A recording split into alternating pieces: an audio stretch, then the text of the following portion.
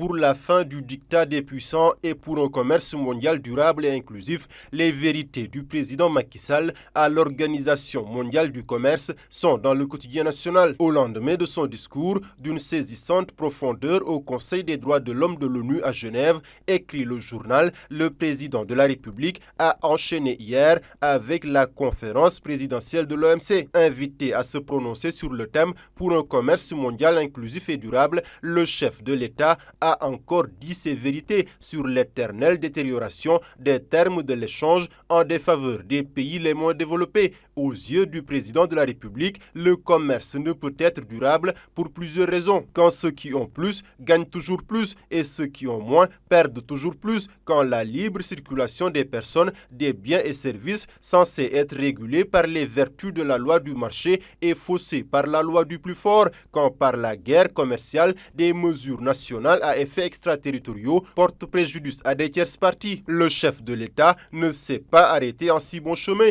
puisque selon le journal, il a ajouté à son réquisitoire que le commerce ne peut être durable quand des subventions agricoles abusives violent les règles de concurrence loyale au détriment des millions de petits producteurs, quand des pays développés, principaux pollueurs, continuent d'utiliser le charbon et interdisent le financement à l'étranger des sources d'énergie fossile, y compris le gaz, pourtant beaucoup moins polluant que le charbon. Le chef de l'État d'inviter à la réforme de la gouvernance économique et financière mondiale afin qu'elle soit plus juste et plus inclusive. Affaire Ndiaga Diouf appelée à la barre ce 22 décembre, Barthélémy Dias joue son fauteuil de maire. C'est à la une du journal Le Mandat, condamné en première instance, comme on appelle, à 2 ans de prison, dont 6 mois fermes pour coup mortel. L'édile de la capitale pourrait perdre son mandat de maire de Dakar si la Cour suprême confirme la condamnation. L'audience se tiendra le 22 décembre prochain, soit 12 ans après l'attaque de la mairie de Mermoz-Sacré-Cœur